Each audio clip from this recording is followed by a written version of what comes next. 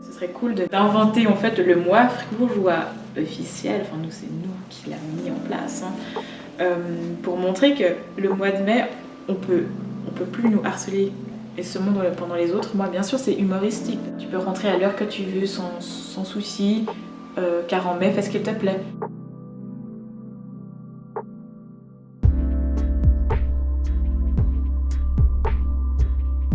La genèse de 1700 date depuis l'été 2014. On a décidé de faire un site internet qui est un peu la pierre angulaire de l'action de 1700, qui réunissait la définition selon nous qu'est-ce que c'est le harcèlement de rue, qu'est-ce qu'on peut faire, et surtout des conseils et des témoignages.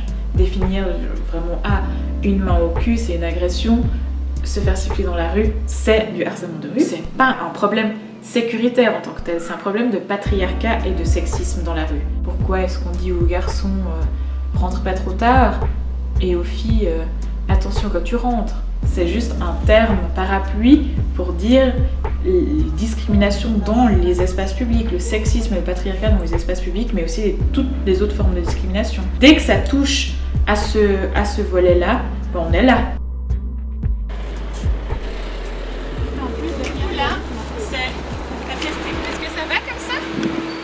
Dans la dernière semaine de juin, on a vu l'apparition de tags homophobes et transphobes. Qu'est-ce qu'on fait concrètement? On peut pas porter plainte parce que les murs ne nous appartiennent pas. Ils appartiennent soit à des propriétaires privés, soit à la ville. La seule chose qu'on peut faire, c'est de montrer que nous, les personnes LGBTQIA+, et les alliés, on est là, on existe, on est présente, et que nous, on est plus fortes que toute leur haine.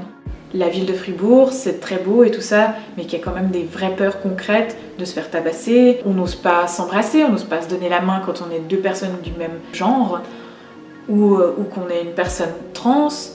L'homophobie, elle est aussi ambiante en fait, l'homophobie et la transphobie. Donc voilà, la réponse c'était par l'unité et l'amour, on a fait un projet photo. C'est donc 8 lieux qui sont les 8 couleurs du drapeau LGBT actuel, standard. C'est chaque fois des personnes qui posent devant les tags pour montrer qu'elles sont plus fortes et qu'elles sont elles en avant-plan et les tags en deuxième plan, parce que voilà, les tags en fait on leur dit fuck you. La réception, c'était incroyable. Puis on a été un peu médiatisé, ce qui fait aussi plaisir parce que ça montre que l'homophobie et la transphobie c'est pas ok. Souvent, les gens ont besoin que ce soit médiatisé pour montrer que c'est important ou que c'est réel et c'est une sorte de validation. Mais moi, en tout cas, dans mon combat, il n'y a pas besoin de validation. Toutes les expériences de vie, de harcèlement de rue, mais voilà, je les valorise. On se rend compte que la rue, les espaces publics, ça appartient à tous, mais qu'en vrai, ça n'appartient pas à tous. La Charte Arreta, c'est plus un outil pour promouvoir le respect, la convivialité, le vivre ensemble et surtout la bienveillance lors de nos soirées, lors de nos sorties dans les festivals, etc. L'idée de base du code, ça vient de Grande-Bretagne, Ask for Angela. S'il y a une situation qui demande une voie d'échappement discrète, on peut mettre en place la procédure. Les personnes qui sont formées, que j'appelle les Franklines et les Franklins, doivent accueillir la personne dans un lieu calme et sûr, et ensuite lire juste la procédure, poser des questions simples. Il ne faut jamais remettre en question le ressenti de la personne. On peut aussi coupler les statistiques. Pourquoi est-ce que personne vient porter plainte et pourquoi il y a autant de violence? Pourquoi on viendrait quand on redoute absolument cette étape et qu'on nous remet en question, on remet notre témoignage en question?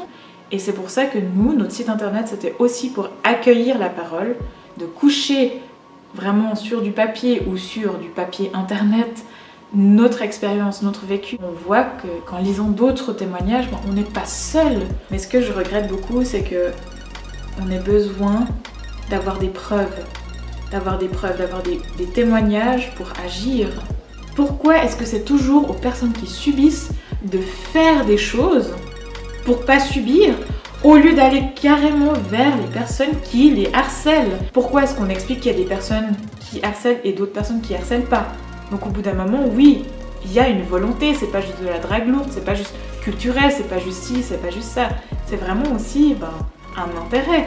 Il y a un intérêt derrière, il y a un intérêt d'humilier les femmes, il y a un intérêt d'humilier et de rendre impossible la pénétration dans l'espace public des personnes LGBTQIA+. C'est pour ça que j'arrête pas de dire que c'est pas un problème sécuritaire, c'est un problème de sexisme et de patriarcat, et comment est-ce qu'on le règle?